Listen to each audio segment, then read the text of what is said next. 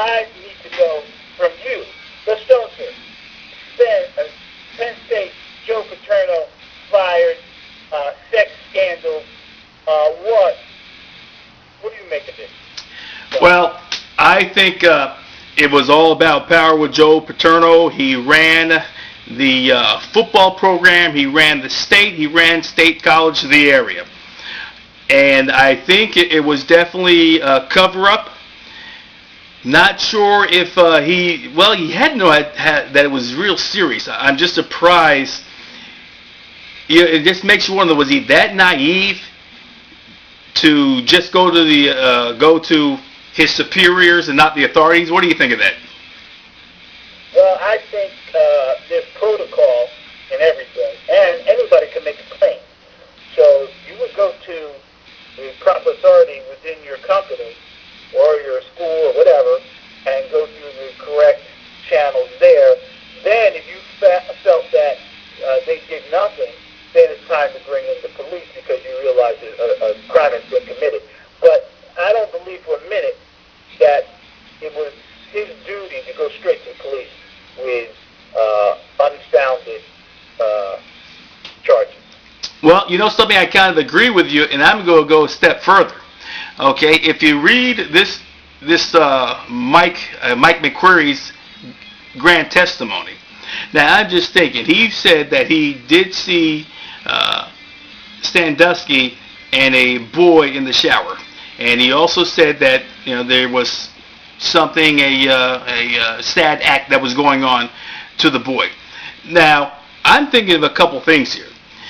All of a sudden, everyone says, which is probably the right thing to do, to just kind of go break it up and interfere.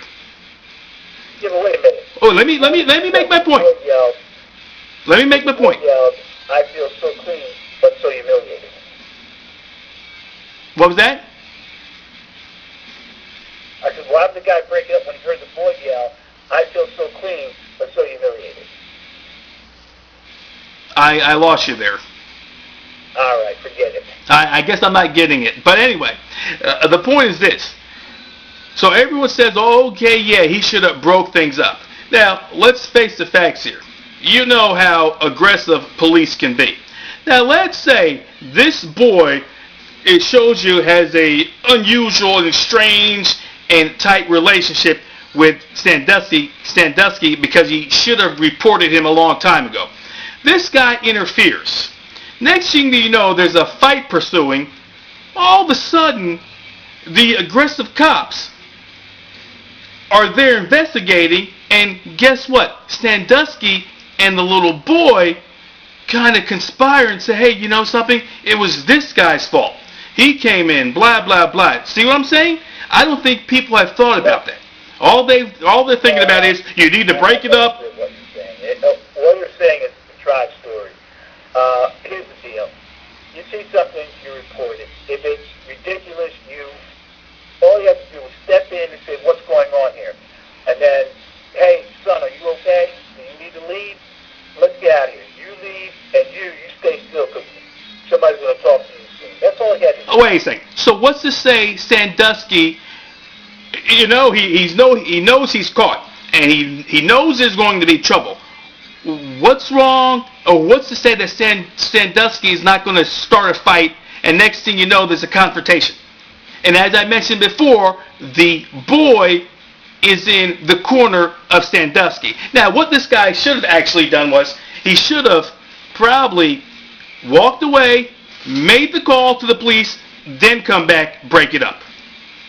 Well, I say... Or yell, and then go call the police.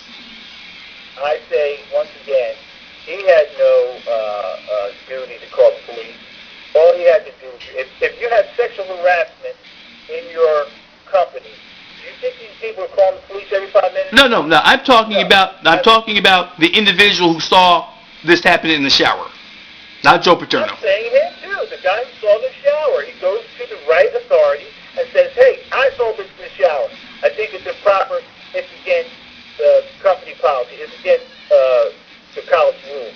What is going on here? This needs to be investigated." And that's where it ends on his part. Now, if he goes through everything and follows through and finds out nothing happened, to died and has never been investigated, that's the time to go to the police. Because you're talking about campus police, which are part of the police. No, I kind of disagree with you. If you actually saw the act, you go, run, you call the police. This way, your butt is covered, and then you go, and then you see what you can do to stop it. Well, like you said before, the old geezer and the boy could conspire together and say it never happened. Or they could say, we were friends before. We weren't doing what we thought we were doing. They could say anything. And that's where you get the police involved. Then it's not really a police matter unless a crime unless the guy's being beaten. But if he's doing something that you don't know what they're doing, because he technically said he didn't know what they were doing, but he had a good idea. That to me is a legend. It's not fact. So you report it to the right authority. See, I'll tell you something. Well, stop. Because what you're doing is you're making everything a police issue. I know for a fact, on several occasions, in different companies I worked at as a kid, there was some hanky-panky going on in the stairwell, under bleachers, in corners, and nooks. And if I went to the police every time I saw that, because how did I know the female or whoever was with the person wasn't being raped? How did I know that? And if I went to the police every time I saw that, I would have had egg on my face probably 50% of the time. well, and not only that, you got to worry about the police trying to bring you in the case as some kind of troublemaker. But I mean, I'll give you an example here too. I mean, I'm like driving along, and I was like in a rough area, and I saw like two kids fighting, and one kid was getting beat up and picked on. What I did was I just kind of, they were young. What I did was I just kind of drove by them, beeped the horn, and told them to stop fighting, and left. And they broke it up. I don't know what happened when I left, but still, the point was, it was something that I could have done. Yeah, and they could have pulled out a 357 and popped the cap at you. That is correct. Terrible world. Well, and that is correct, and that's why I'm saying, once again, you can't blame this Penn State guy, Mike McQuarrie, to do what he actually did.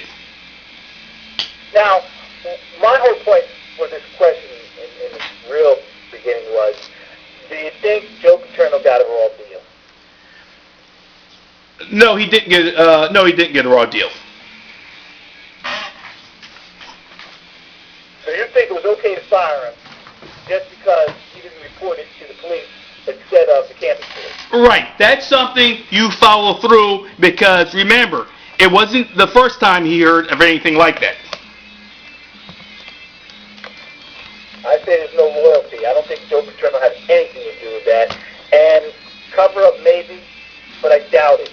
I think it was more like out of my hands, and let the authorities above me take care of it, which they didn't, and they may have to do some time because of it. Well, I think it was cover up, but like I said before, Joe Paterno knew a lot about it. He knew about the multiple victims. It didn't happen only once. He should have followed through. That's what you do, because remember, Joe Paterno ran Penn State. He was the icon in the area as well.